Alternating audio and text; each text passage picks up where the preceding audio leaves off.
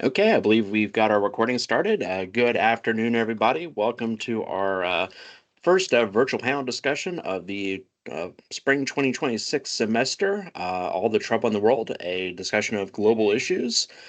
This is a virtual panel discussion that's being hosted by the Department of History and Political Science and the School of Arts and Letters here at Middle Georgia State University with our co-sponsors, the MGA Political Science Student Organization, as well as the Alpha Mu Zeta chapter of Pi Sigma Alpha, which is our National Honorary Society for Political Science. Before we get started, I just want to give you a little disclaimer, and that is that the speaker's views are their own and do not necessarily represent those of Middle Georgia State University, its organizational units, Pi Sigma Alpha, the George C. Marshall Center for European Studies, or other organizations they may be affiliated with. I'd like to go ahead and first introduce our panelists today. We are joined today by Dr. John Hall, who's an associate professor of political science here at Middle Georgia State University and has been here at MGA since 2015. His PhD is in public policy and administration from Auburn University.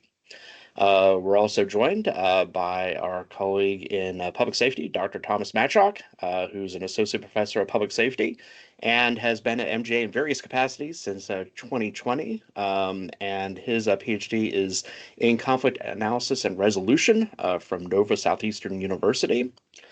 And last but perhaps least, I am Dr. Christopher Lawrence. I'm a professor of political science here at Middle Georgia State. My PhD is in political science from the University of Mississippi, and I'll be serving as our moderator today. Our event structure, for those of you that are not familiar with how we do these things, we will get started with a few topics that our panelists and I have discussed earlier. But we are also very excited to hear your questions as well, or if you have any follow-ups or anything like that, you can post those in the chat window. Just a couple of ground rules on that. First, while you're welcome to ask more than one question, we do want to prioritize making sure everybody gets to ask one question each at the very minimum. So I do ask that you bear with us if there are. Yeah, I know you may have multiple questions, but we'll try to make sure we get everybody an opportunity that wants to ask a question first before we probably go back and let people go back for seconds. I do encourage everybody to be courteous and civil to each other in the chat window. Be mindful of your expectations as a member of the Middle Georgia State University community to be civil and respectful to people that may have differing viewpoints of from your own on various issues. Some of the topics we discussed earlier as possibilities will include potential conflict with Iran that has been brewing, particularly in the last couple of weeks, as a possibility, and may very well kick off in the 2 hours that we're talking here, or hour and a half we're talking here. The Russian-Ukrainian war and where that stands at the moment. Over the weekend, we also, or just Friday, we had a ruling in the Supreme Court's tariffs case, which has an important impact on foreign policy. And so we'll probably talk about that, as well as reconstruction of Gaza and the ceasefire between Hamas and Israel in the Middle East and how that kind of is shaking out. And then last but not least, another big news event from the last few days, the killing of the Mexican cartel leader known as El Mencho um, in Mexico, and that the cartel violence that has resulted from that. So we will go ahead and stop sharing this and start with our first question, and that is, and we'll go ahead and uh, direct that to Dr. Hall first, and that is so the United States is currently engaged in a large buildup of aviation and naval forces in the Persian Gulf region. What is the purpose of this buildup, and is an attack on Iran inevitable at this point, or can it be averted? Thank you, Chris. Thank you, Dr. And Lawrence. you're Thank muted. you. I'm not muted. Can you hear I'm me? not hearing you. I'm not muted.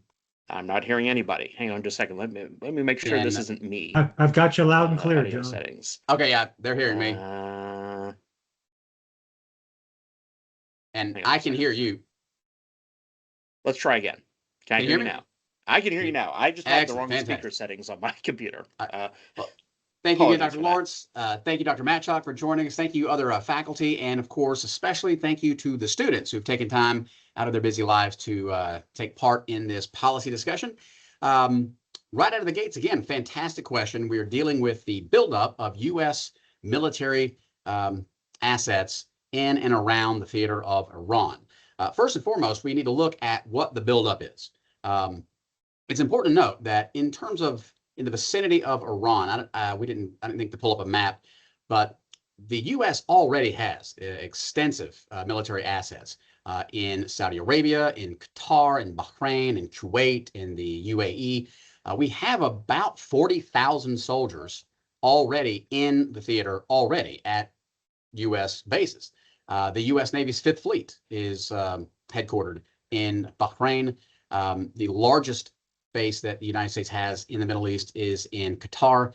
So we already have a significant military presence in the area. But what the Trump administration has recently done, just to catch everyone up, is the Trump administration has ordered a dramatic increase in U.S. military assets, particularly naval and air. We have sent 2 U.S. aircraft carriers. And if you're not familiar with U.S. aircraft carriers, we have 11-ish. They're not all active. I think congressionally we're supposed to have 12, but one U.S. aircraft carrier has more air power than the average nation state. The Abraham Lincoln is already in theater. The Ford is being sent to the Eastern Mediterranean where it can be there. There are, I think at last count, like 13 Arleigh Burke guided missile destroyers in the area, in addition to Ticonderoga class cruisers, hundreds of fuel tankers, hundreds of cargo planes. An extraordinary amount of assets are being moved into the area in addition to what we normally have. With that being said, the question then has to be, what's the plan? What are we doing? It's important to note that we don't know exactly what we're going to do. There is no formal list of demands by the Trump administration that says to the Iranian regime, that says to the Ayatollah, do these things or else these things will happen. There is a gray area here, and the Trump administration might purposefully have that as a gray area, wanting to maintain access to a number of different options. So what's important to note, I think out of the gates, we can say what is not going to happen. If we were to ask, will the U.S. strike Iran in the next couple of days? I have no idea. No one does. After tomorrow, we might know a lot more because there is an extraordinarily important meeting in Geneva between the parties that hopefully can come to some sort of solution, peaceful solution. What I can tell you without any doubt is that there will not be a land invasion of Iran anytime soon, unless significantly more troops are sent over the next few months. When you look back at Operation Desert Storm in the early 90s, the U.S. had like 500,000 troops to fight the Iraqis. In 2003, in Operation Iraqi Freedom, we had like 250,000 troops on the ground. In and around Iran, while we have an enormous amount of military assets, we don't have a lot of ground troops. So I don't think it's not even possible for the U.S. to launch any. We're not going to put boots on the ground anytime soon because we literally don't have them over there. Having said that, what might happen? There are a number of possibilities dealing with U.S. strikes in Iran. The Trump administration has already done that last year with targeted strikes at nuclear facilities throughout Iran with questionable success, some failures. At the end of the day, the overall purpose of these troop buildup in and around Iran basically is to probably try to bring the Iranians to the negotiating table regarding a couple of items. Number one, nuclear material. The U.S. and the world does not necessarily want Iran to have access to nuclear weapons. They do have a nuclear energy program. They have enriched uranium that they claim is just for peaceful electricity creation. But the Trump administration wants the Iranians to basically guarantee that they will no longer enrich uranium. They will end any weapons program that they have, and they will stop all uranium enrichment. And that's something that the Iranians have said many times they're not going to do. So that's one of the reasons for the possible buildup. The Trump administration also would like and has said that it would like to provide aid to the tens of thousands of Iranian civilians who recently and in the past have launched extraordinarily impressive, when you consider the violence that they had to suffer afterwards, protests against the Iranian regime. There is a huge amount of public opinion in Iran that would love to call for a regime change and possibly the creation of a liberal democracy. So the Trump administration may want to help those Iranians in their fight for democratic government. The Trump administration also, as with all foreign policy decisions, wants to make sure that all of our allies in the region recognize the United States as a viable ally who is not or who is capable of making military decisions and strikes against Iran. The Saudis, the Kuwaitis, the UAE, Qatar, Bahrain, many others in the region want to know that the United States will stand up to Iranian aggression. Although in this case, it would be American aggression to show that we would stand up to Iranian aggression. So I don't want to say saving face, but showing our allies in the region that we're a capable ally is another possible reason for the buildup. Also, the Trump administration would like, as many other administrations would, Iran to stop funding its proxy terror groups throughout the Middle East, particularly what's left of Hezbollah in Lebanon, the Houthi rebels in Yemen. The Iranians have an extraordinarily intricate infrastructure of terror groups throughout the region that they fund, they supply, they support. The U.S. has long since requested that the Iranians stop that. So I've laid out a number of different possibilities, but at the end of the day, probably the number one reason why the Trump administration is showing such force is the desire to end the Iranian nuclear weapons program, end the Iranian enrichment of weapons-grade uranium. That's probably not going to happen. So we will see. There's a lot of different ways this could play out. It would take us the rest of the night to identify all of them. I would say the best case scenario, if there is a strike, it would be a limited strategic strike, much like last year. It would target command and control infrastructure. It would target missile defense infrastructure. Again, we just do not have the troops in theater to even consider a possible land invasion. I think that the Trump administration, if it strikes, is going to want to strike hard, take out a lot of surgical, strategic targets, not necessarily decapitating the regime, and hopefully causing an uprising of the people in a liberal democracy could be blossomed, and President Trump would win a Nobel Peace Prize. More likely, there could be targeted strikes that might damage the current regime and lead them to a more moderate stance on some of these policies. You could also see a strike against the Iranian regime that results in the Iranians launching a full-scale counterattack. It's important to note that while the U.S. has the most powerful military in the history of history, we are vulnerable in the area. The Iranians have one of the largest stockpiles of rockets, ballistic missiles in the area. If the Iranian regime responded to a U.S. surgical strike with thousands of rockets and ballistic missiles at U.S. assets in the area, we would be looking at the possibility of hundreds, if not possibly thousands, of casualties in that salvo. We have enormous and are increasing our capability in the area with anti-missile defense, Patriot missile system, THAAD missile system. But if the Iranians fire thousands of rockets at U.S. bases in the region, we might be overwhelmed by that amount, and many will probably get through. So there's a lot of possibilities, a lot of possible outcomes. Regime change is simply not one of those outcomes without boots on the ground. There is the possibility of a grassroots revolution that was just brutally put down a couple of weeks ago, that it could resurface and bring down the regime themselves. But at the end of the day, we simply don't know. We don't know what the Trump administration is going to do. He has not laid out a step-by-step process of if this happens, then this happens. He's kept it very broad and gray and open. But what we do know is that any attack on the Iranians that is an escalation over last year's attack could become extraordinarily dangerous for U.S. assets in the area. There could be terror strikes across the world sponsored by the Iranians. It could be extraordinarily difficult what happens after a U.S. strike. Make no mistake, the U.S. military would be able to defeat the traditional military infrastructure of the Iranians relatively quickly. Weeks, probably not, matter of months, yes, but the after effect could be quite devastating. So I'm actively thinking in my head right now of how to close this out, because I could keep talking. So I am going to just stop right there and turn it over to someone who knows much more about foreign policy than myself, Dr. Matt Job.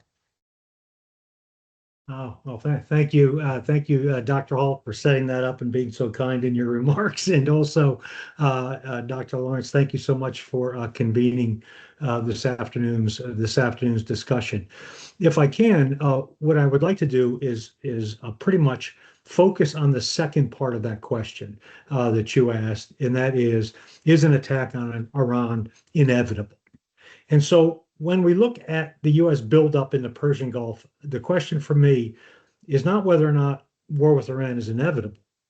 The more useful analytical lens I suggest is that of hybrid competition and the dynamics of momentum and path dependency inside that environment. And exactly what do I mean by that when I say path dependency and within the context of a hybrid competition? The United States and Iran have been engaged in hybrid conflict for years. Cyber operations, proxy engagements, maritime harassment, economic sanctions, information campaigns, all of these operate below the threshold of declared war. That is the hybrid space. It is persistent, ambiguous, and strategically calibrated to avoid direct conventional confrontations. A visible buildup of air and naval forces changes the characters of that hybrid environment.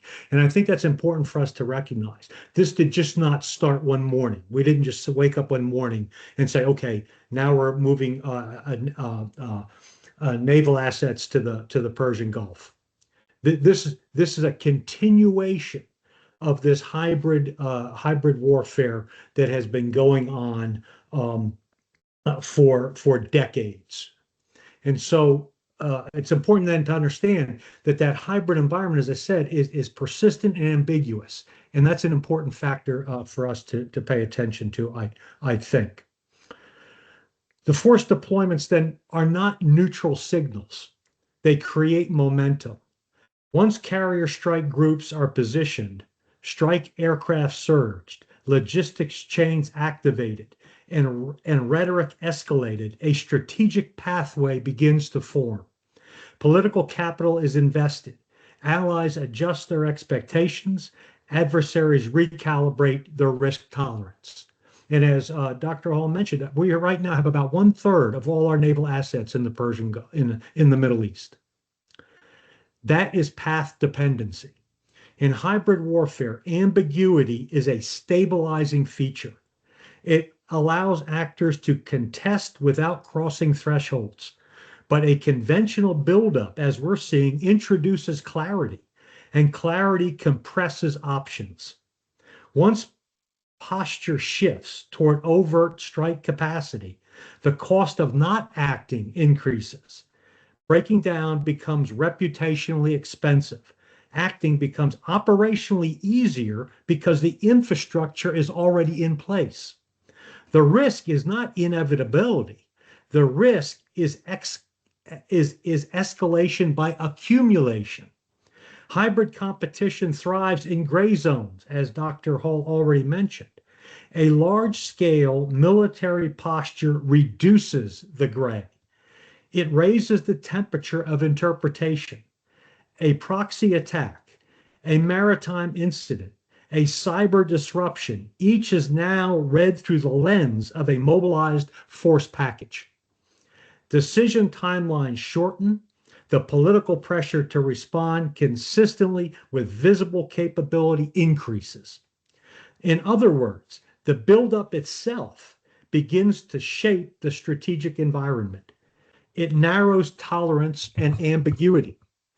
If the deployment is intended purely as leverage for diplomacy, then its success depends on maintaining control over the momentum it creates. But momentum, once generated, has its own internal logic. And if you want a historical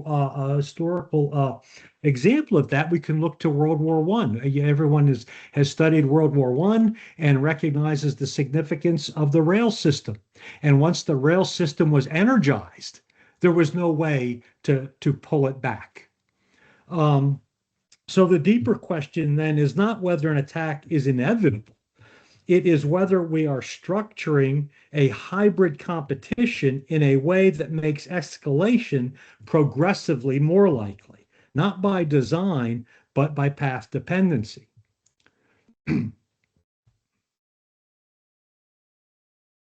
So hybrid wars rarely begin with declarations. They intensify when cumulative decisions make restraint harder to sustain. And that is the space we need to be watching. I suggest that is the space we're in right now. We are trying to manage that momentum.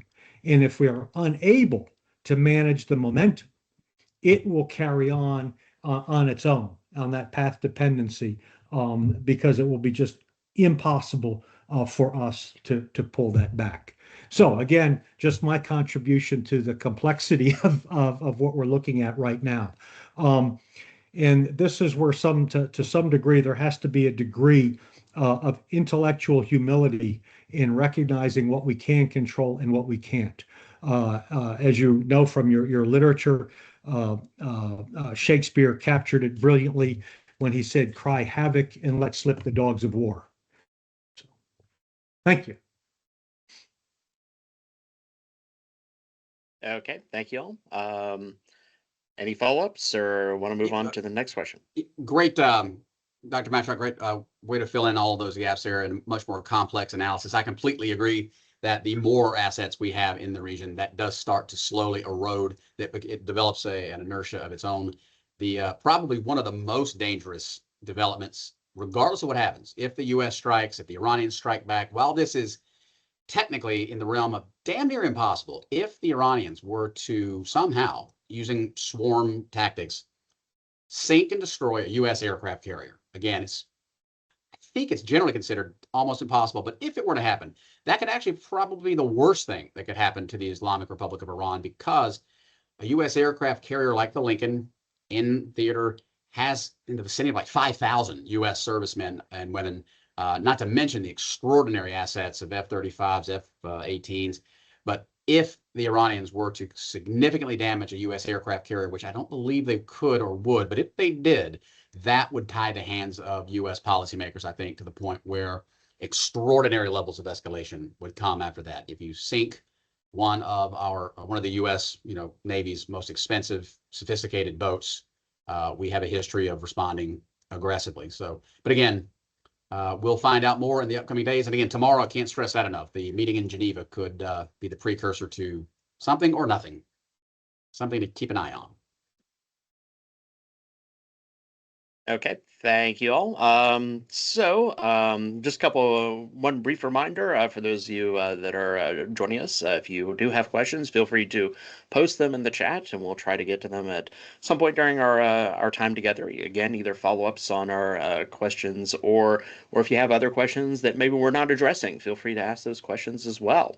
But we're going to shift gears a little bit and talk about a different topic, and that is the conflict between Russia and Ukraine. What is the current status of the conflict there in Russia and Ukraine, and are we any closer to a resolution to the conflict than we were the last time we met a few months ago, when we probably asked this very question? And I think I'll go ahead and let Dr. Matchrock lead off on that one.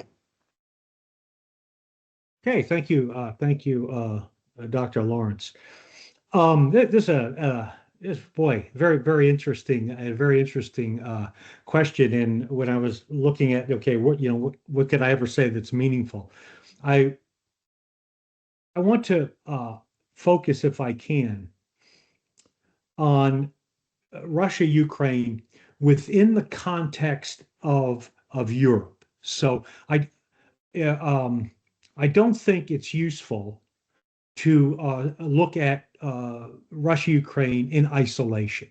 So I'm going to invite us, at least for our discussion here this afternoon, to look at Russia, Ukraine as part of a much larger assault on Europe writ large.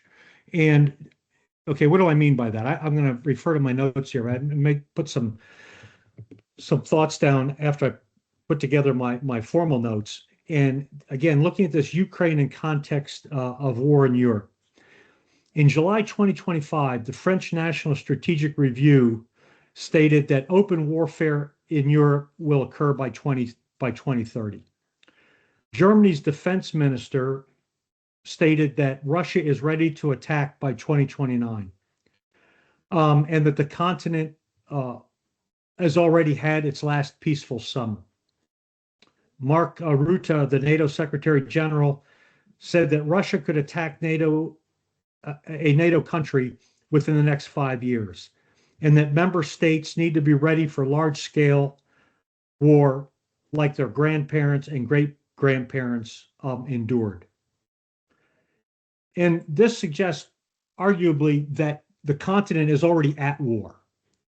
And that when we look at, very specifically, as we are here this afternoon, Russia and Ukraine, it's in the context of the continent already being at war and escalating to large-scale combat operations at least sometime around 2030. And those numbers have been pretty consistent now for some time. So, if anything, right now, we're in the phase where each side is trying to improve its bargaining position through incremental battlefield pressure, meaning time is not automatically producing peace, time is producing adaptation. And as I mentioned, in military operations, oftentimes you trade space for time. And so if we recognize that Ukraine is simply a waypoint along the way west, we recognize that this time of negotiation, where the battlefield has really not changed all that much in the past couple of years, that to rearm and refit to continue the fight westward. And very frankly, I mean, as I said, Secretary General of NATO and Germany, French expect that. So, as we all know from looking at this ongoing conflict, the war did not begin in 2022, nor did it begin in 2014. It sits inside a much longer historical arc of contested sovereignty, imperial collapse, border formation, identity construction, and competing security architectures stretching back generations. And so if we think in the 200-year terms rather than election cycles, what we are witnessing is the violent renegotiation of a post-Soviet settlement that was always provisional. Hybrid warfare in Ukraine did not start with conventional invasion. It began with information operations, political manipulation, energy leverage, cyber operations, proxy forces, and the cultivation of alternative authorities in contested regions. If Crimea and the Donbass were hybrid governance spaces before they were kinetic battlefields. Parallel narratives of legitimacy were constructed long before the shooting war intensified. That is the latent dimension.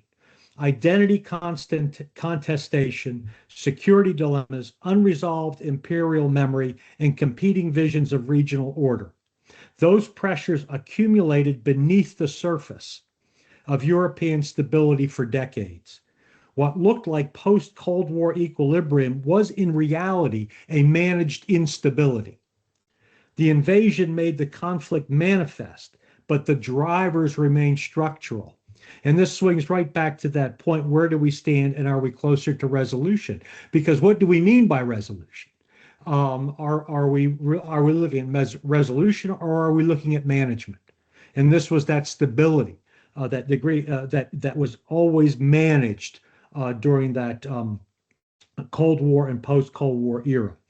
So if we ask whether we are closer to resolution than last fall, we have to ask at what level. Militarily, lines shift incrementally. Diplomatically, proposals circulate. But at the latent level, identity, sovereignty, and geopolitical alignment, the core incompatibilities remain unresolved. And this is where generational thinking matters. Wars that emerge from long arcs of contested order are rarely resolved quickly. They end when political settlements become mutually tolerable, not when exhaustion sets in.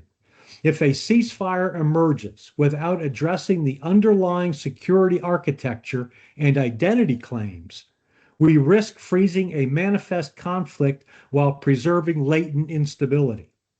In that sense, Russia-Ukraine is not simply a territorial war. It is a hybrid governance struggle over who defines legitimate authority in the borderlands of Europe. And until the latent conditions are addressed, security guarantees, political legitimacy, economic integration, identity recognition, the conflict will persist in one form or another. Manifest violence may subside, but latent contestation will not. And this, I think, is important for us to recognize when we look at Ukraine. It is where we are battling out, to use maybe an incorrect term, but fighting out, battling out, contesting. What will those borderlands of Europe look like? And also, well, I'll stop on that and hand off to Dr. Hall. Thank you.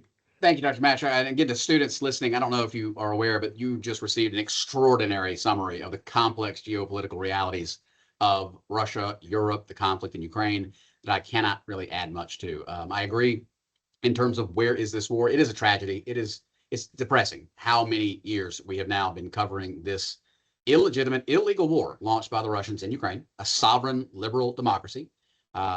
It is terrifying how many times we have addressed this, and it just keeps going. The war is absolutely, and has been, a quagmire. It's a war of attrition now, a grinding war of body count. The Russians have casualties over, estimates are like 1.2 million, with upwards of 500,000 of those being dead soldiers. I mean, think about that. Over upwards of 500,000 dead Russian soldiers in 4 years. That exceeds U.S. combat deaths in World War II, World War I, and I think you could also include Vietnam there. This is over 4 years. The Russian government has shown, the Putin administration has shown absolutely no regard for Russian soldiers. Human wave attacks are still a standard strategy of the Russians, while gaining very little ground at the cost of thousands of soldiers, in some cases thousands of soldiers on a week.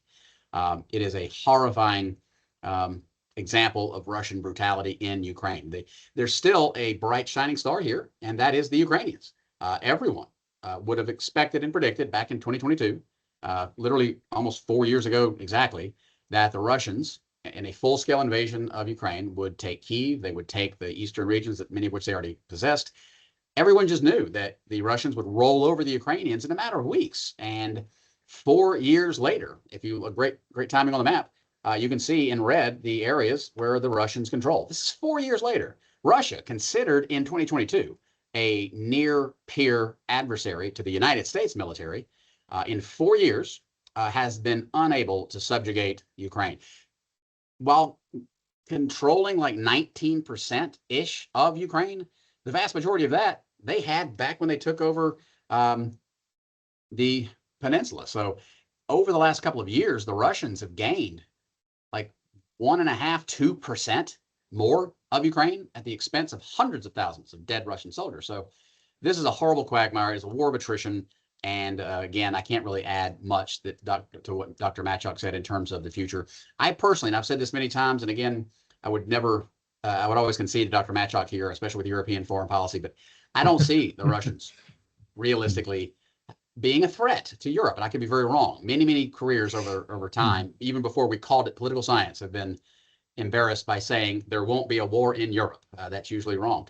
But with the absolute inability of Russia to subjugate Ukraine, a nation state that they border, I can't imagine Russia thinking that they would be more successful invading, say, Poland, or taking on all of NATO, possibly the United States, if we honor Article 5. So the absolute inability of Russia to win this war in Ukraine, to really not make many advances in 4 years, is both A, incredibly impressive on the part of the Ukrainians, and B, it also shows the world the ineffectiveness of what we thought was a near-peer adversary to the United States.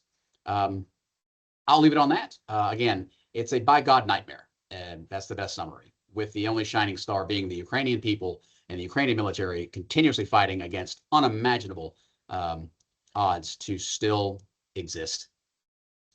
If I could just get a real quick alibi. Thank you so much, Dr. Hall, for that. It reminded me of I just want to make a quick comment.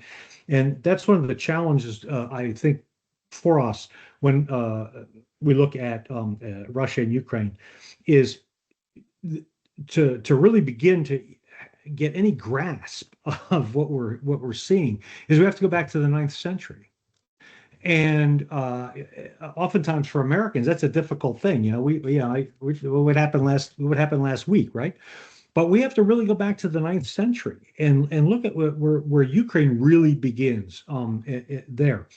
And then I would say, you know, the next place we really need to take a look at, and which I think is significant, very significant, is the 1500s, when Ukraine, that was pretty much what we call Ukraine, was within within Poland and Lithuania, right? So they, why I believe that is so significant is it establishes Ukraine as Western looking.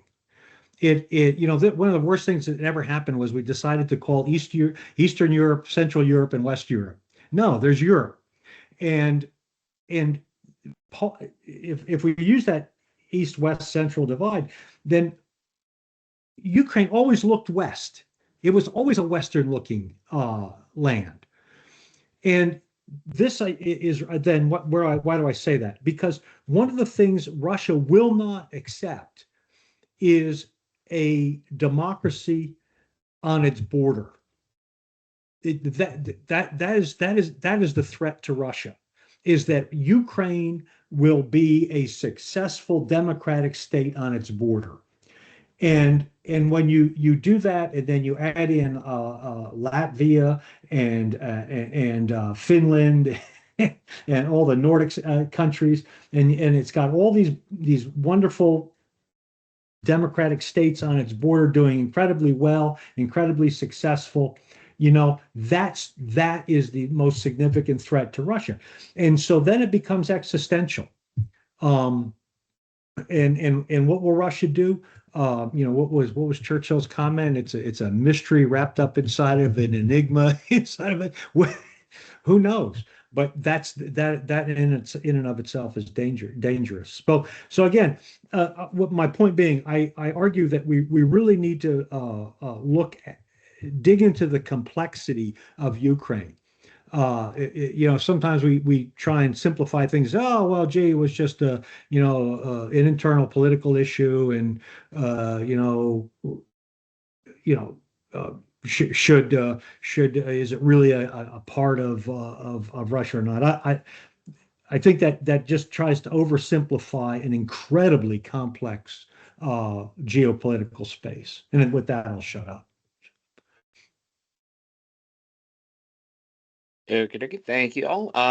Yeah, I think the only thing I would just sort of add to that, just thinking about you know, the history there, right, is, you know, that a lot of it comes down to what, and I think, you know, both Dr. Hall and Dr. Matchrock are sort of dancing around this idea, right, that what we would predict as Westerners versus what Putin and the people around him think is always a little bit different, right? I mean, I think that, you know, from a realistic perspective, right, I think a lot of us would have said that, you know, it didn't make a lot of sense for Putin to launch the war in the first place. And, you know, I think for us, that's been kind of vindicated in a lot of ways. But at the same time, you know, first, you know, he's got that geopolitical view that Dr. Matchrock, you know, very much outlined there, but also, you know, he's not the, you know, I mean, in the West, we kind of think of him as kind of the ringleader, right? But in a lot of ways, he's got domestic pressures that are probably pushing him to be even more radical, right? You know, and you know, one of the things that people, you know, sometimes think is like, well, what, you know, should we just get rid of Putin? And the answer is, well, I mean, you know, be careful what you wish for, right? Because, you know, there are some hardcore Russian nationalists that, you know, make him seem like, you know, a pussycat, right? And so, and they don't care about, going down in flames, right? I mean, they are literal dead enders, right? And so, there are people out there that would launch a foolhardy war against Finland or against the Baltics or against Poland, right? Or try to, use what they've got in Transnistria to try to, take over Moldova or something like that, right? Or Moldova. What makes sense to us as Westerners, as Americans, isn't necessarily what makes sense to them, right? And so we have to be conscious of that. At the same time, Dr. Hall is quite right that, to point out that realistically, if Russia can't even sustain a war against Ukraine, how are they going to sustain a war against a country like Finland, a country like or the full might of NATO with Finland in it, right? And the Finns have fought them already twice to pretty good on pretty good terms, right? Both in the 1940s and then also to some extent during their liberation as well.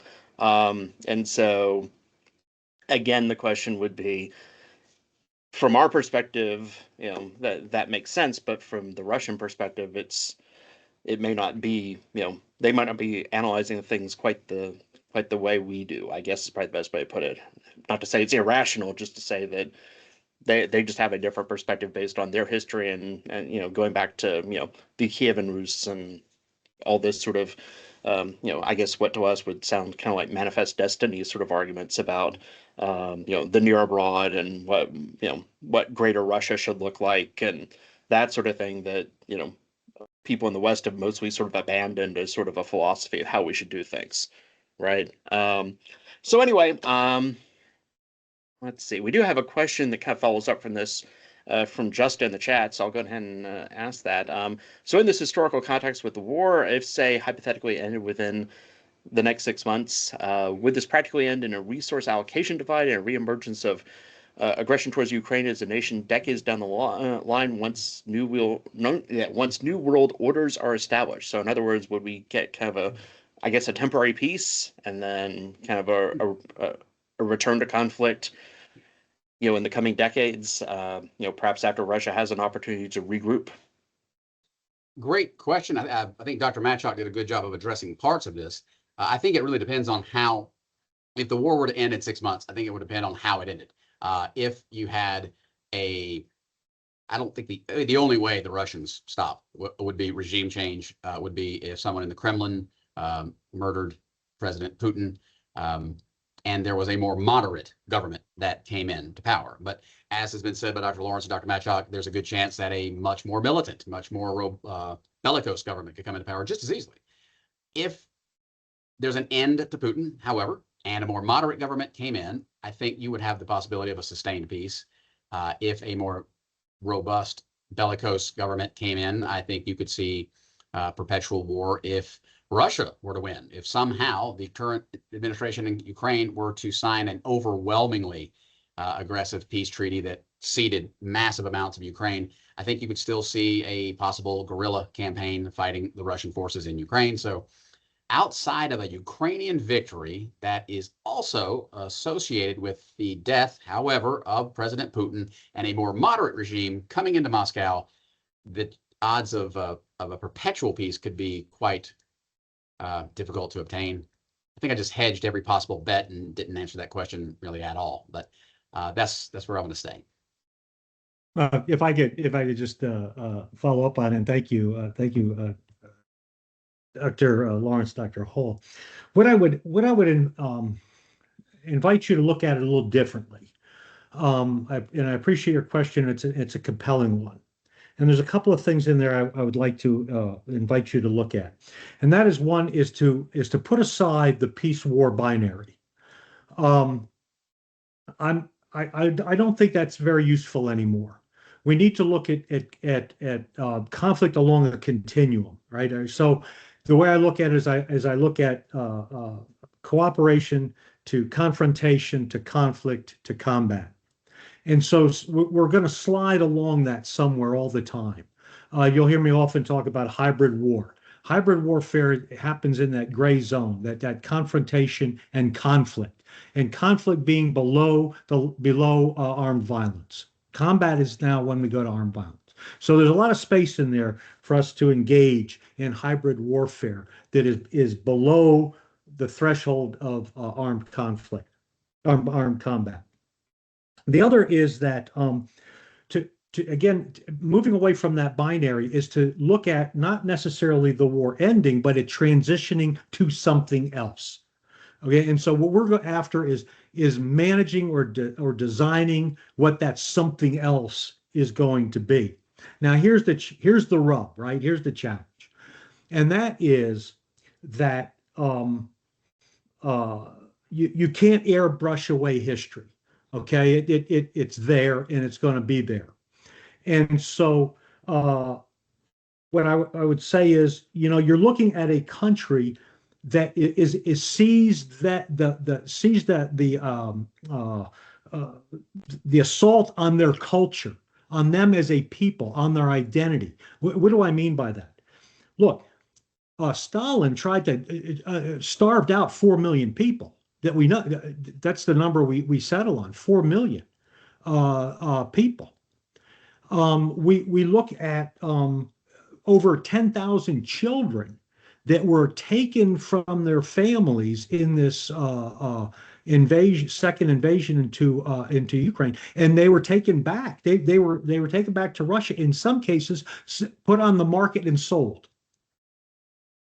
The other issue is we're looking at issues of this cultural genocide, of assaults on churches, on museums, on stealing art, art and artifacts of the culture of Ukraine and taking it away.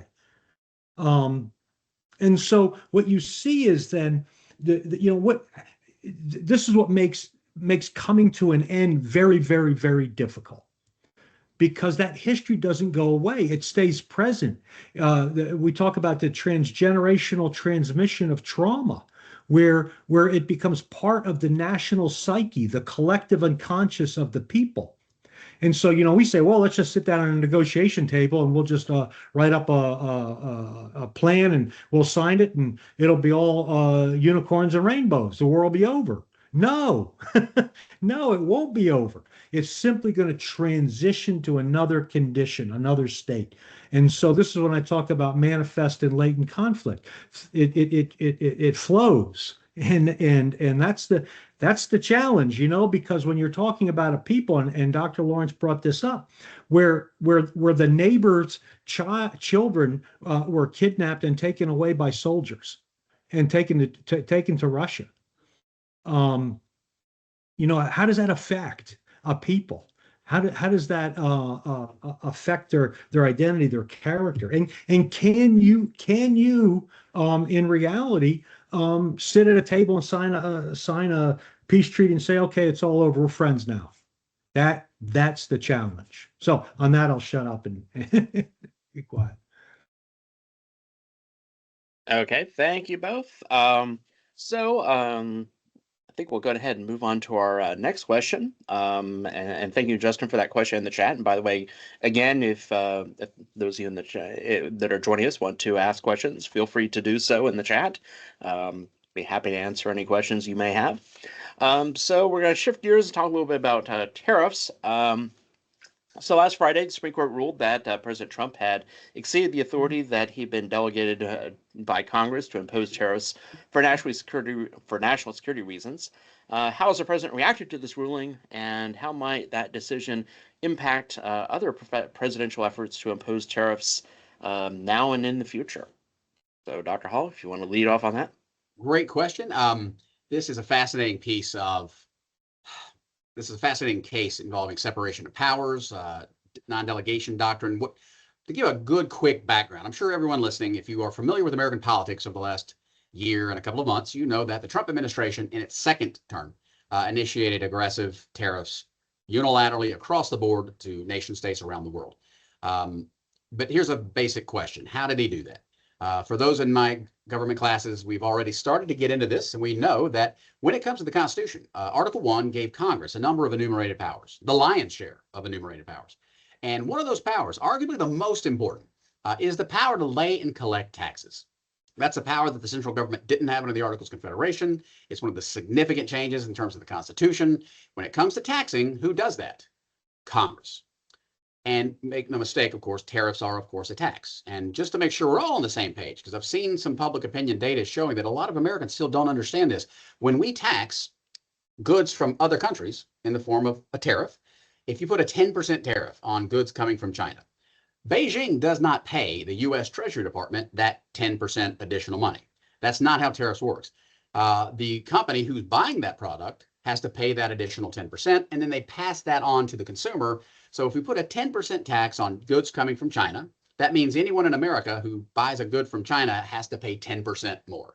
Tariffs are a tax on American consumers. Now, the purpose of that is to protect infant industries, to protect young economies. There is a place for tariffs, but in the globalized post-World War II, post-Cold War economy, the direction of the industrialized worlds has been to lower tariffs, not to increase them.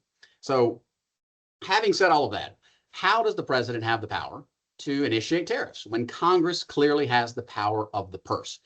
This brings us to something that is called delegation doctrine. Congress delegates a number of powers to the executive branch, specifically to the agencies within the executive branch, not necessarily to the president. And in many instances, it's more efficient. It's helpful. It makes sense for Congress to delegate power to the president that the president can use unilaterally in some cases in emergency situations. The problem comes when a president takes that delegated power and goes exponentially further than Congress ever intended. That's what's at the heart of this case. The president has initiated these tariffs predicated on the International Emergency Economic Powers Act of 1977. Among many other acts of Congress that have delegated powers to the president, this act basically said that in a situation that constitutes a national emergency that is entirely coming from outside the United States, we're going to give the president certain powers to wield. We're going to delegate certain powers to the president to regulate that particular issue, to investigate that issue.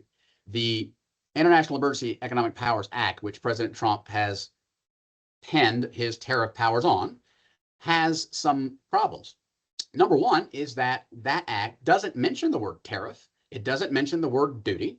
And the Trump administration has aggressively run with that delegated power in that legislation and claimed the power to unilaterally initiate tariffs across all nation states, increase them, decrease them at will, whenever he wants. That's the heart and soul of this case. So I hope that all made sense in my head. I hope that summary made sense to everyone else. This is an issue of delegated powers that a president takes too far, according to the court. That's how the court has decided here. Because again, the power delegated to the president, and again, no president since 1977 has ever used this legislation to enact tariffs on anyone. President Trump is the first one. Basically, the aggressive unilateral tariffs that the Trump administration came out with last year, including I think 25% tariff across the board on Canada and Mexico, and a 10% initial tariff against China, and a 10% tariff against basically all nation states on the planet. That was an incredibly aggressive unilateral use of this power that Congress doesn't even mention the power to tax or to tariff. So at the end of the day, the Trump administration was claiming an emergency that there was an influx of dangerous drugs coming from Canada, Mexico, and China. And for that reason, the delegated power of Congress in this legislation, President Trump claims he has the ability to wield it and to tariff those nations. He also referenced a large and persistent trade deficit with many other nation states. That was, in his opinion, an emergency. And as a result, a 10% tariff across the board on all nation states. So at the end of the day, legislation that did not include any enumerated powers to launch tariffs or duties by the president unilaterally have been used by President Trump to do exactly that. So the court is looking at this and saying basically to President Trump, you've gone too far with the powers that were delegated in this legislation. You have actually claimed and used powers that aren't even mentioned in this legislation. The court also used what we call the major question doctrine. And the major question doctrine is pretty simple. If ever presidents are given delegated power by Congress for emergency situations, if presidents ever use that power correctly, but in the future, the use of that power begins to significantly impact American society or the American economy, the major question doctrine basically says the legislation better be very, very specific and include very specific language giving the president the power that he is using. In this case, the Trump administration completely fails the major question doctrine.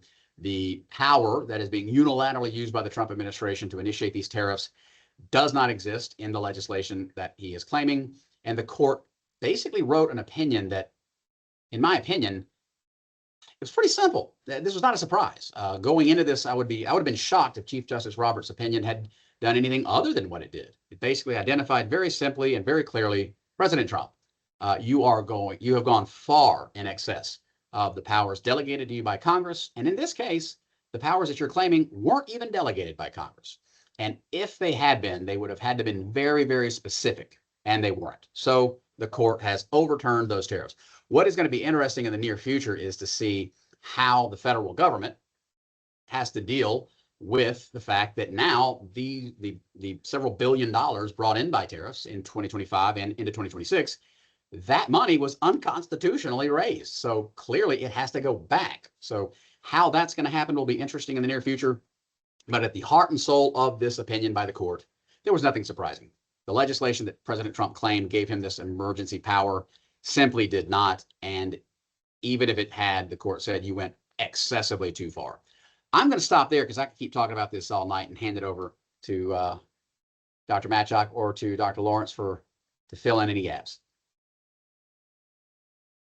Well, that would be the challenge, Dr. Hall, filling in any of the gaps, because there are none, and I certainly could never approach your knowledge when it comes to governance and government writ large. I have a tendency to view the world strictly through foreign policy and international relations lenses, and so that's why I appreciate your positioning this for me, Dr. Hall, to add by saying that when we talk about tariffs in this particular moment, we should be careful not to treat them as simply trade policy disagreements or statutory disputes. If tariffs are framed and justified primarily on national security grounds, then we are no longer operating in the realm of conventional trade governance. We are operating in the realm of economic warfare. Hybrid warfare, as I mentioned in my two previous question responses, is not about tanks crossing borders. It is about shaping environments below the threshold of armed conflict. It blends economic pressure, legal maneuvering, political signaling, and strategic ambiguity. When economic instruments are securitized, when they are justified through emergency authorities rather than negotiated trade frameworks, they begin to function as coercive tools inside a hybrid competition environment. And that shift matters. The traditional trade policy is predictable, institutionalized, and negotiated. We often talk about the rules-based international order. Economic warfare is coercive, unilateral, and designed to impose cost. When tariffs are imposed under expansive national security claims, they move from being instruments of economic adjustment to instruments of strategic pressure. The Supreme Court's ruling then is not merely a technical legal setback for the executive branch. It is a boundary-setting moment. It signals that the securitization of economic tools has limits. The deeper issue is not whether tariffs are good or bad policy. The deeper issue is how far we are willing to normalize emergency framing as a basis for economic statecraft. Hybrid competition thrives in ambiguity. If economic tools are continually justified as national security necessities, we risk entering a space where economic governance adopts the logic of war, without the clarity or accountability that traditionally accompanies declared conflict. And once economic measures are framed as defensive necessities escalation becomes easier. Retaliation cycles can mirror military escalation patterns, but with less visibility and fewer stabilizing guardrails. The question then is not simply whether the president exceeded delegated authority. The question is whether we are witnessing the normalization of economic warfare as a permanent feature of U.S. statecraft. If so, we should be clear about the strategic and institutional consequences of that shift. And that's my contribution to the discussion, and I think adds on well to your observations, Dr. Hall. Great, thanks. Yeah, I think the only couple things I would just add to that is, a couple things. First, I do think that from a domestic policy perspective, well, I guess there are two domestic policy perspectives I'm going to offer. First is, Dr. Cavalli, who's joining us, talks about the multiple presidencies and derives from a thesis called the two presidencies thesis from Aaron Vidalsky, a famous political scientist, who talked about the idea that basically presidents have more success in foreign policy than domestic policy for a variety of reasons having to do with clientele groups and things like that you'll probably talk about in your American government course. But I think one of the things this ruling does, right, is sort of from a policy perspective, sort of pushes us to think tariffs more in a domestic policy sphere, right? Tariffs and trade are kind of an intermestic issue. They're kind of on that border between domestic policy and foreign policy. At least from a legal perspective, it seems like the courts are kind of saying, okay, well, this is more of a domestic policy thing than a foreign policy thing, where presidents typically have a freer hand, right? And again, getting into that non-delegation doctrine and things like that, which are very much domestic policy stuff, right? And then related to that, again, kind of in the domestic policy sphere, is just a topic that I was talking to some colleagues with over on what used to be called Twitter today, and we were talking about the issue of really boiling down to the issue of something called the legislative veto, which Congress when it enacted this law and a lot of other laws before into the 1970s. Had something called a legislative veto, where essentially it would say that they were going to delegate authority to the president, but with the caveat that if the president did something they didn't like, then they could vote by a simple majority to overturn it, and the president couldn't really block that, right? And there was a case in the 1980s called the Chadha case, INS versus Chadha, I believe is how it's pronounced, that basically where the Supreme Court said this is unconstitutional. The Congress cannot sort of have takebacks once it's delegated authority to the president. It doesn't really get to sort of have the last word on that. And and of course this law, i.e. EPA and some of the other laws, delegated tariff authority to the president over the years, did that, right? And so the question of where do we go with delegation in a world where there isn't that legislative veto is I mean, we've seen that kind of front and center, not just with this, but some other things with the administration, where it's kind of pushing, for example, with in areas like Homeland Security and stuff like that, where again, trying to get around congressional mandates to require inspections at DHS facilities, and by using non-appropriated funds or funds appropriated from different bills and that sort of thing, again gets into this kind of legislative veto space. So Scarlett has kind of a follow-up question on that maybe Dr. Hall can elaborate on in terms of President Trump's response, and I assume that Dr. Hall has read the question, so I won't try to read the whole question, but I think you can kind of help answer that. Great question, Scarlett. Basically, what she's looking at, and I've just seen this tweet. President Trump's response to the court has obviously been it's been in line with the Trump administration's general approach to the bully pulpit. He has looked at the court's opinion and he has insulted it. He has said it's horrible, it's wrong. Most presidents do look at the federal Supreme Court when they rule against them and say, I disagree. President Trump has a uniquely passionate way of doing so. He is basically saying that I have other legislation that Congress has passed that involves delegated power to the president involving economic unilateral decisions that can be made by the president in emergency situations. And he references several of these. Basically, President Trump initiated aggressive tariffs across the board, unilaterally, claiming that it was the International Emergency Economic Powers Act of 1977 that gave him the power to do so. The federal Supreme Court just said, no, it doesn't. You went way past the mandate of that legislation. What President Trump is referencing here is other legislation that dates back to the 1930s and 40s that addresses possible delegated powers of the president. In other words, he's saying, well, if this legislation doesn't allow me to do this, I'm going to claim the power to do it through other legislation, which could inevitably lead to another federal Supreme Court opinion on the matter. But since all of this has been predicated on this legislation, and the court just said, nope, it does not give you that power, there you would expect a period where the tariffs would have to be repealed and the Trump administration would have to approach this from a different perspective. Having said all of that, if President Trump were to decide, you know what, I'm just going to ignore the court. I don't care what they say. I'm going to keep doing this. That raises a question that Scarlett also addresses.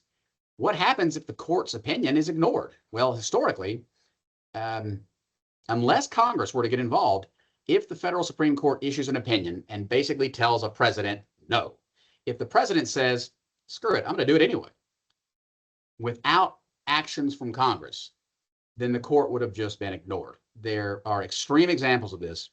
One of the most infamous would be President Jackson and his response to the Supreme Court striking down the Indian Removal Act and still having the Trail of Tears and all the unfortunate horrors that followed.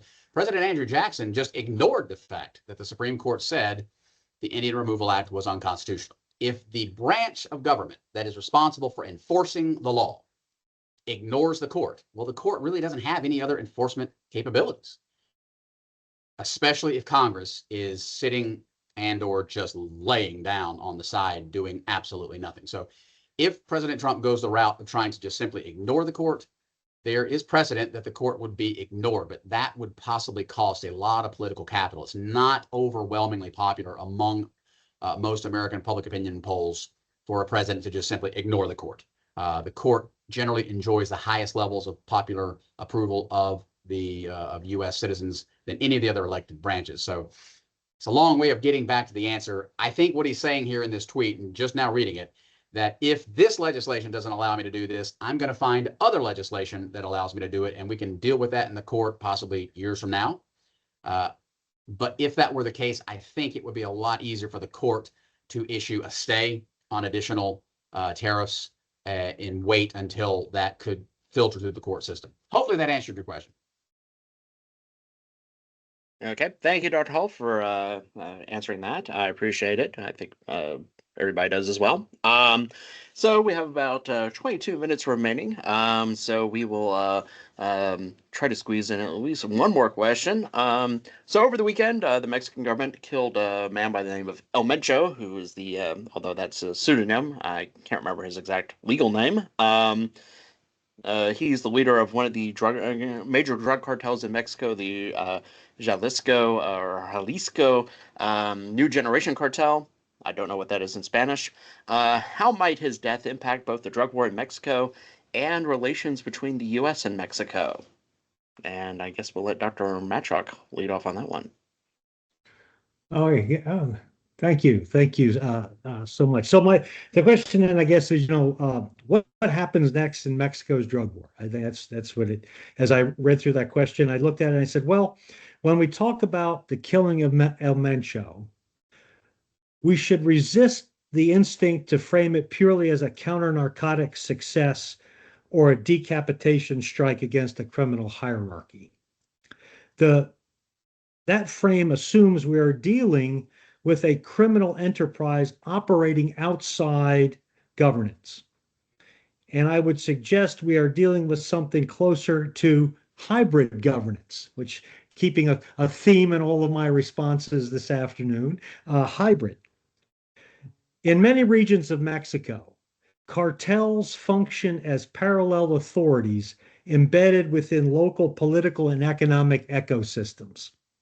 They regulate markets, they control territory, They provide employment. They adjudicate disputes. They tax economic activity. They enforce order. In some communities, they are experienced less as criminal outsiders and more as governing actors, albeit coercive ones. That is hybrid governance, the coexistence and competition of state and non-state authority within the same space. When a leader like El Mencho is killed, it is not simply the removal of a trafficker. It is a shock to the governance system. Authority must be renegotiated. Revenue streams must be secured. Territorial control must be demonstrated. Violence in this context is not random. It is signaling. It is a mechanism for reasserting legitimacy inside a coercive order. The critical question then is not whether CJNG is weakened.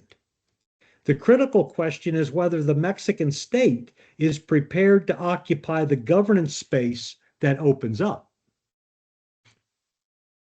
If the state does not move quickly to provide security, economic alternatives, and credible institutions of justice, the system will adapt. Hybrid governance systems are resilient because they are embedded in local economies and social networks. Remove one node and another will consolidate or splinter. Either way, instability increases in the short term. From a US-Mexico perspective, this complicates the narrative. Leadership targeting demonstrates cooperation and intelligence integration. But if Washington interprets decapitation as structural success, it risks misunderstanding the nature of the problem. This is not solely a law enforcement issue. It is a legitimacy and governance issue. Where the state's authority is contested or absent, alternative authorities emerge. As we well know, power hates a vacuum. And the removal of a cartel leader does not dissolve that structural condition. It merely destabilizes the existing equilibrium.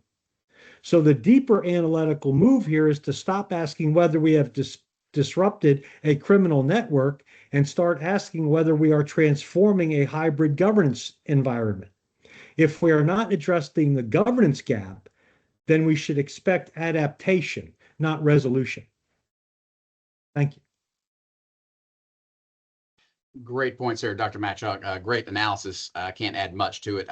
On a more simplistic level, I think in terms of what this could do to the war on drugs, as you said, I don't think it's going to be a dramatic difference on the actual war on drugs initiated in the early 1970s by the Controlled Substance Act and the Nixon administration. I don't think it's going to impact the flow of drugs from Mexico into the United States. But like you said, this does create a vacuum. There could be excessive levels of violence as you have different actors fighting to take control of that vacuum. You could see, on a positive end, a higher level of cooperation between the United States and Mexico, having cooperated successfully here to take out a leader of a narco-terror organization. But again, I think at the end of the day, it's not going to have dramatic impact on the war on terror, other than maybe more closely aligning the U.S. and Mexico and our ability to work for the same outcome. Again, I don't think it'll affect the impact of drugs into the country. And I don't think it will in any way diminish the power of the narco cells that are so integrated into the Mexican government. So I don't really think this is going to have a huge impact. I think it is definitely an impressive strike by the Mexican and the U.S. allies against narco terror leadership. I think it's up there with capturing El Chapo, I think about a decade-ish ago from the Sinaloa cartel. But at the end of the day, I think it'll increase violence temporarily, and we're already seeing that. But the war on drugs will continue, and the narco-terrorist groups in Mexico will continue to influence Mexican government. I don't see this really impacting it or negatively or taking out any major infrastructure. Yeah, if I could just, Dr. Lawrence, real quick, is I just wanted to build on a point that Dr. Hall made, and that is this war on drugs issue, and that's one of the issues that we look at is that we are misinterpreting the data in front of us. For instance, an argument has been made, and I think a compelling one, that if we continue to fight this war on drugs, we're going to just continue to lose, and that is because we look at it from as a criminal issue. We are approaching it from a criminal perspective, when it's a marketing problem. It's not a criminal issue; it's marketing. These are business people, and they are in the business of selling drugs. They are meeting a demand that is there. Now we can get into we don't have time to really unpack that a lot. But what I'm just kind of putting out there is there's another way to look at it, and that is from a how would we go at this problem, the drug issue, if we went at it from a marketing perspective and tried to take away their ability to market their product, to sell their product in the marketplace. Because right now, trying to approach it from simply a criminal activity has been ineffective for decades. This war on drugs. We've spent billions of dollars and have not effectively stopped or slowed anything down. So maybe we need to look at it from a different perspective. At some point, we have to stop doing ineffective things, I think. Great point. I couldn't agree more there. I think the most impactful thing we could do with war on drugs, first and foremost, if you wanted to end all narco terror groups' power in Mexico and Central America tomorrow, well, all Americans stop using drugs. I think that's unrealistic. On the flip side of that, we have to recognize that while horrible and evil, I've never been around it, but don't do heroin, don't do drugs, don't anyone do drugs. There's nothing necessarily magical about creating heroin or cocaine or any of these controlled narcotics. What makes them so incredibly valuable is the fact that you're going to go to a federal prison for a very long time if you're caught with them. As a result, the price increases. So if you want to completely kneecap the narco power in Mexico, end the war on terror, stop approaching it from a criminal perspective and look at it from more of a public health perspective, from a passing legislation that instead of putting people in prison, we put you into medical treatment and treat that as the addiction that it is. So if the United States ended the war on terror tomorrow, it's an oversimplification. I'm not saying that's what I'm recommending, but it's the fact that it is so incredibly illegal that makes the drugs expensive, and that's why these groups are so powerful, because they're raking in an enormous amount of money. What gives narco terrorists in Mexico power are Americans who consume the majority of their drugs illegally, and the U.S. federal government's policy on drugs, treating it as a criminal issue as opposed to a public health issue. Thank you. So last but not least, we have a question, the inevitable question about the Middle East, or another part of the Middle East, and that is what progress has been made so far with the reconstruction of Gaza after the ceasefire that has been in place between Israel and Hamas for the most part over the last few months, and where is that going? Great question. Yeah, Dr. Hall. Yeah. This, similar to the Ukraine question, this gets increasingly more and more depressing the more and more we continue to discuss it. Overall, much like the easy answer to the war in Ukraine, it's a quagmire, it's a war of attrition, it's horrifying. In Gaza, without getting into the political realities that led to the Israeli bombardment of Gaza, the Hamas's attack on Israel that was equivalent to the US 9/11 for Israel, the horrifying recognition by the Israeli government that they will no longer coexist with Hamas in Gaza. With all of that aside, there really is no Gaza anymore. About 78 to 80% of Gaza's infrastructure has been annihilated. It's just simply gone. And in terms of the rebuilding effort, what's happening in Gaza now is not much in terms of rebuilding. They're really at more of an emergency moving the rubble part. They're trying to gain access to roads. They're trying to gain access to security agreements by Hamas and Israel so that assistance and aid can get in. Gaza is so devastated right now that what they're really focusing on is access to clean water, medical supplies, waste removal, rubble removal. That's really at the top of the agenda. Having said that, There are plans, long-term plans by international actors. The U.S. is leading one of those. President Trump has put together, I'm sure everyone's heard of his Board of Peace that has been commissioned to help lead the reconstruction efforts.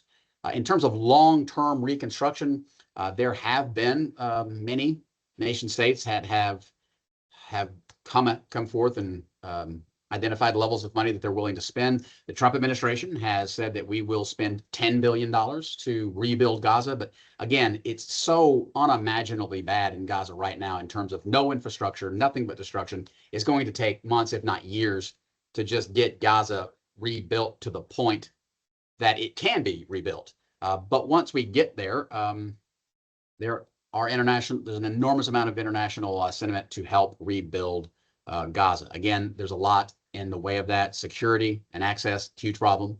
Hamas still existing in Gaza, huge problem. The Israelis are, and I don't think will ever change their opinion now, that they will never again coexist with Hamas. That is simply a deal breaker. The scale of destruction is also, again, something that's inhibiting future rehabilitation. And then, of course, there's political constraints. International donors are usually going to attach conditions to that aid, and the conditions generally involve security guarantees that what is being rebuilt today by funds from, say, Belgium won't be destroyed years from now when the inevitable tit for tat continues again with Israel Hamas. So the short answer to how is the rebuilding of Gaza going is slow. And you could also argue that it hasn't even really begun because Gaza is in such a state of affairs that just clearing the rubble is a gargantuan task unto itself.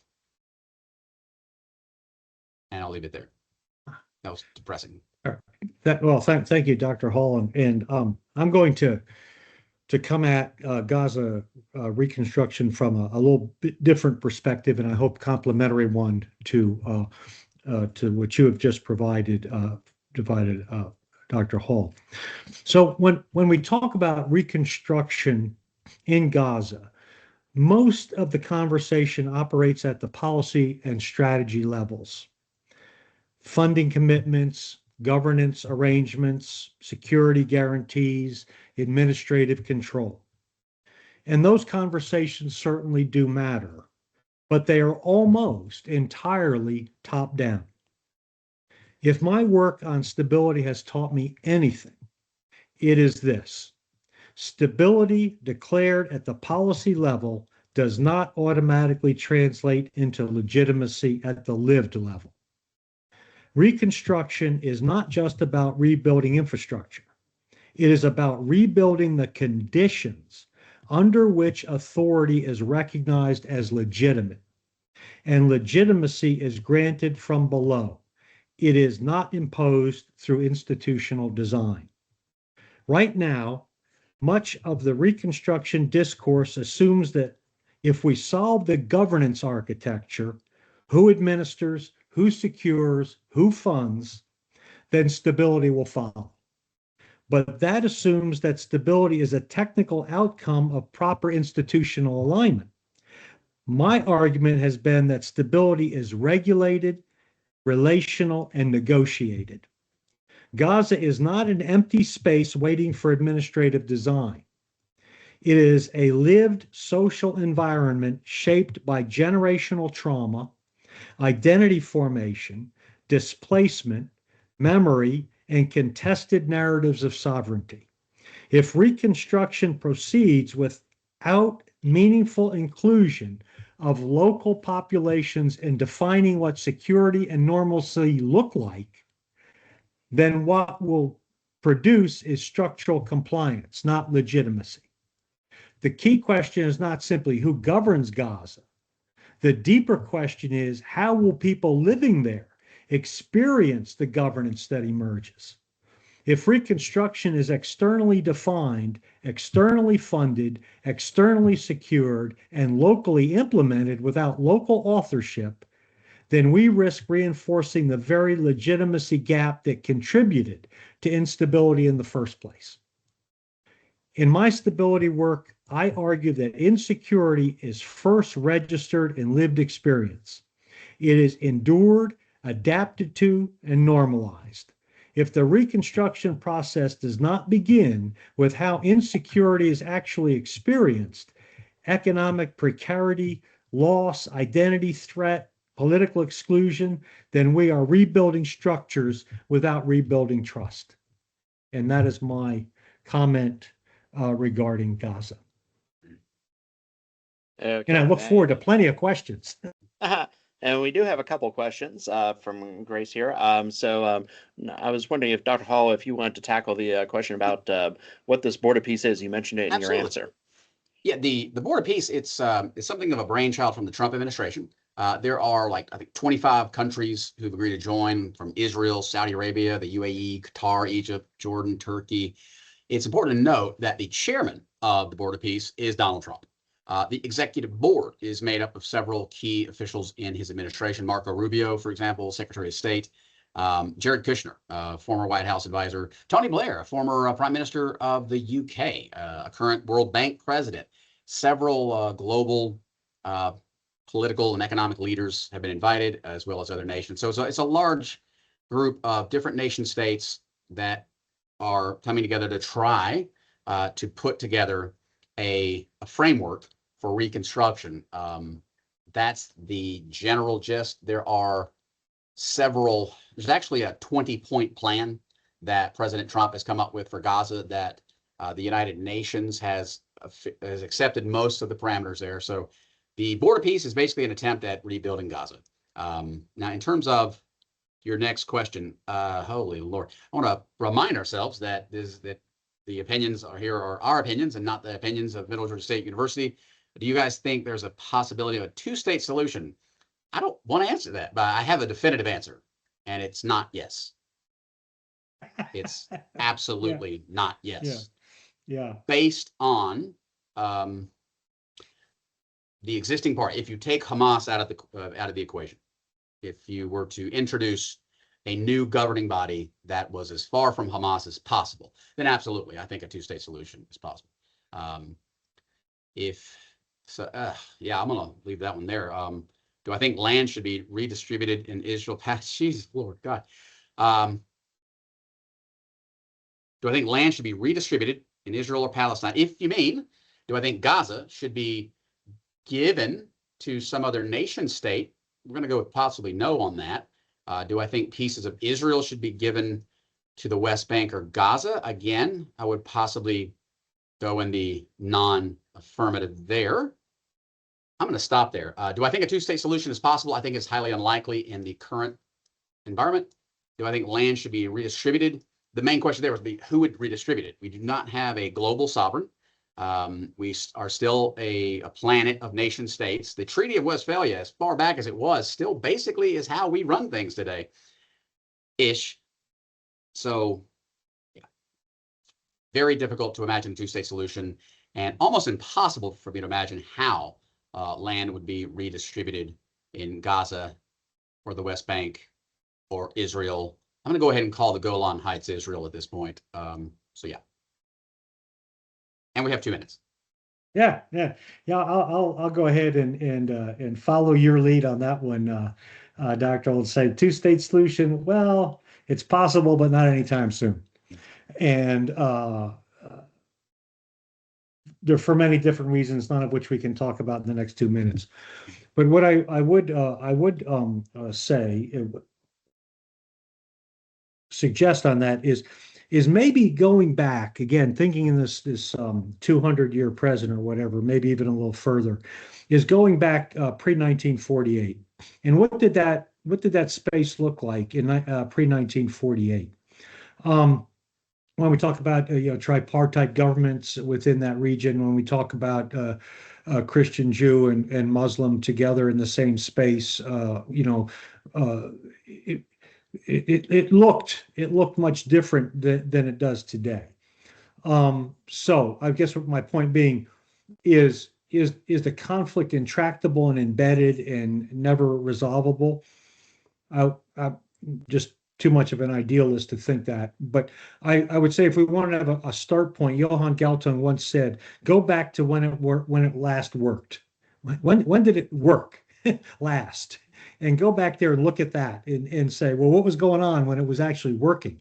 Because it did work. There was a time when when it did work. It wasn't what it is today. So, two-state solution. Noam Chomsky once said that's the throwing in the towel kind of option.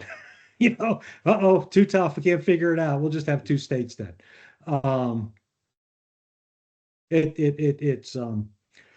It's going to be an ongoing challenge. And as I said, the two-state maybe, but not anytime soon. Certainly not. I don't ever expect to see it. And certainly not after this most recent unpleasantness there in the 7th October. So that said, I'll go ahead and be quiet as well. Yeah, I think the only thing I would add to that is, and not to be too glib about this because we really shouldn't be glib about it, but the one thing that comes to mind is I don't know if you're familiar with what was referred to as the underbats gnome meme. You've got the kind of 3 stages. Like, I've got this great idea, I've got a great outcome in mind. The tricky part is the part in the middle, right? How do we get from here to there, right? And right. I think ideally. Contra Chomsky, I think in a lot of ways, probably people would think that the two-state solution is the as close to an ideal solution if we can't go back to kind of kumbaya pre-1948, whatever that was, which I'm not sure was all that kumbaya, but nonetheless more kumbaya than today.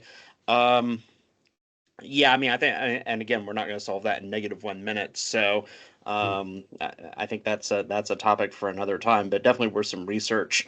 I think that, and your questions really do fundamentally get at the heart of the conflict, right? In terms of, Land for Peace. And you can go back and do the research on, all the different starts and stops on peace in the Middle East, going back to the Balfour Declaration and the outcome of World War II, and the 1947 Partition Plan, and the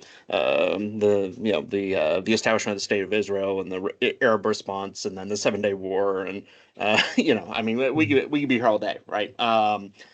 So we won't, because we want to respect your time, and just refer that for further reading or a future discussion, perhaps in the fall. Maybe we can elaborate a bit more on that, because I don't think that the one constant is I do think we will be talking about that again in the fall. So I'd like to thank you all for coming out, our audience today, our students and faculty that have joined us, as well as Dr. Hall and Dr. Matchock for being on the panel. And want to thank you for your insightful questions and your insightful responses and thoughts. We do have a couple of discussion events coming up in the next few weeks. So 2 weeks from today, same time, 3:30, I'll have a domestic policy discussion on national level politics and what's going on there for the most part. And then on April 1st, after we get back from spring break, we'll be talking about state and local politics as we approach the end of the legislative session, which I believe will be the next day. So Synod, I believe, is scheduled for April 2nd. And so we will talk about things going on in Georgia state and local politics. I hope you'll be able to join us for both of those. If you do want to see the recording of this later, if there's something you missed, if you came in late, or if you're trying to bone up on what happened for an extra credit assignment or something like that, we'll have that up on our YouTube page later on, probably in the next 24 hours. That's youtube.com/@MGA Paul Sci, MGAPOLSCI. And we'll have that video posted. And but again, thank you all for coming out. Thank you, Dr. Matchock. Thank you, Dr. Hall. And I think we'll go ahead and adjourn and see you all hopefully in 2 weeks when we do our domestic policy discussion. Thanks, Chris. Thanks, Tom. Thanks. Thank you, John. Thank you, Chris. Appreciate it. It was good. Thank you for allowing me to join you and participate. It's good. You're welcome. Have a great night. All right. You too. We'll see you.